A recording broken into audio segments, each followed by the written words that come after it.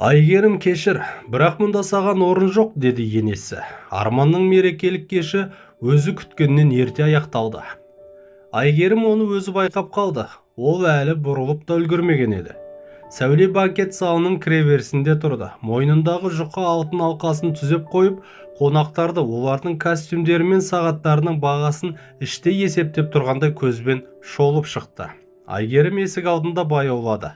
Бұл көзқарасты ол жақсы білетін, суық бағалаушы, элиталы аукциондағы сарапшының көзіндей. Үстінде әшекейі жоқ, көк көйлек, қарапайым ұстамды. Соңғы бірнеше жылда барлық отбасылық кештерге киіп жүрген сол көйлек. Сәуле Айгерімді ол жанына тақап келгенде ғана байқады. Бір сәтке ененің жүзінен ашу жылт етті. Айгерім, шынымен де мұнда саған орын жоқ сияқты, деді ол әдейі даусын көтеріп. Жалған таңданыспен бүкіл зал еститіндей етіп. Қарағым, сен есікті шатастырып алған шығарсың. Мұнда белгілі бір деңгейдегі адамдарға арналған іскерлік қабылдау өтіп жатыр. Саған қарапайым жер лайығырақ. Арманды серіктестерінің алдында ыңғайсыз жағдайға қалдырма. Айгерім үндемеді. Зал іші бірден тына қалды. Кейбіреулер басын бұрды, біреулер көзін тайдырды, ал біреулер мысқылдай жымиды. Ұзын үстелдің басында шампан бокалдары мен әдемі жайылған тағамдардың ортасында Арман отырды. Ол қолындағы қымбат сағатын түзеп, әйеліне бөтен адамға қарағандай салқын көз тастады. Дәл қазір қателесіп кіріп кеткен бөгде жан секілді. Айгерім, анам дұрыс айтып тұр, деді ол сабырлы дауыспен.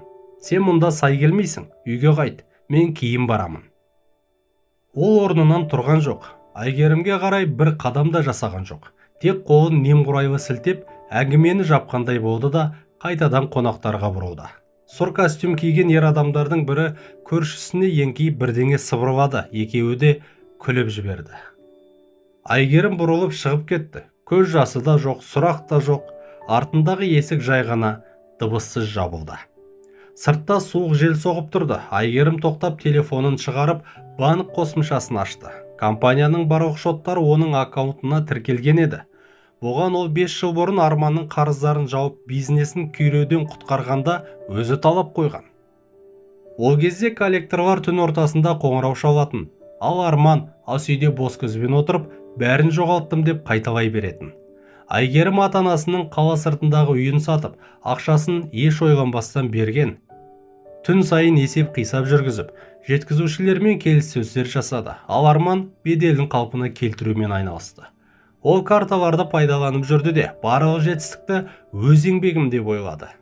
Экранға бір рет қана қол тигізу, компания картасы бұғатталды.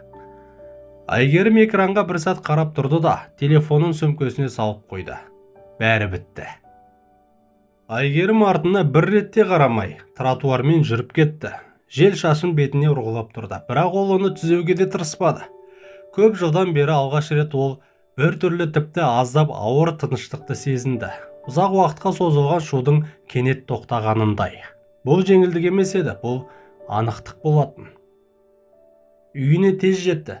Пәтер сол қалпы жартылай қараңғылыққа батып тұр екен. Аяқ киімін шешіп, пальтосын іліп, асықпай үстелге отырды. Қайтадан банк қосымшасын ашып, бәрі мұқият тексерді. Шоттар бұғатталған, несие желілері тоқтатылған. Арманның қолжетімділігі шектелген, дәл өзі жоспарлағандай. Бір күні осылай істеуге мәжбүр болатынын ол баяғыдан білетін, тек сол күн ешқашан келмесе екен деп үміттеніп жүрді. Телефон дір етті, бір хабарлама, артынша екіншісі, тағы бірі. Айгерім, не болып жатыр?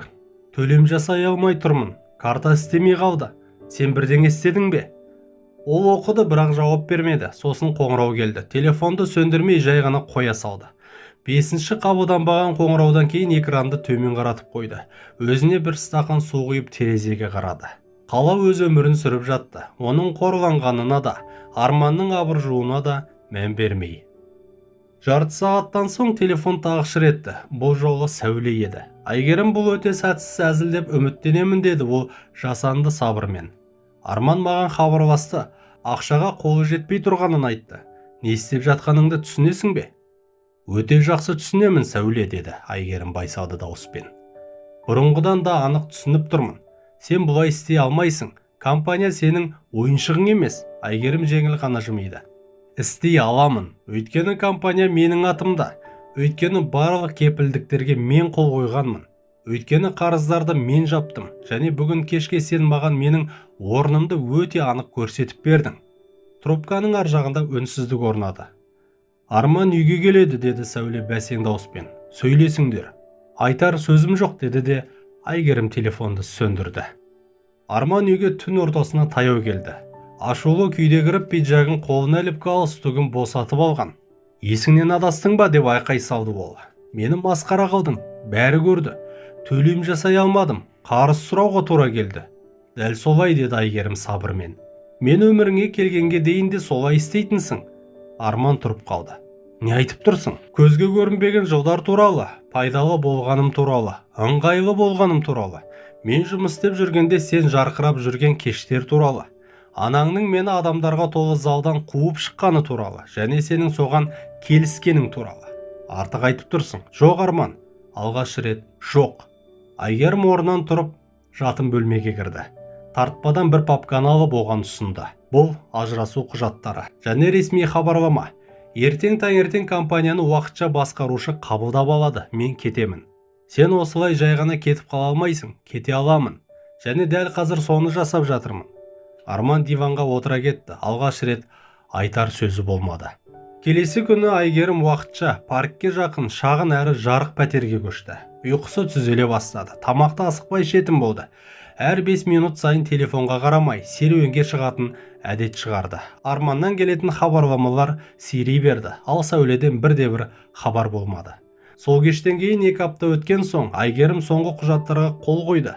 Ғимараттан папканы қолтығына қысып шығып, баспалдақта бір сәтке тоқтады. Ауа жылы еді, аспан ашық. Көп жылдан бері алғаш рет ол енді біреудің әйелі емес еді.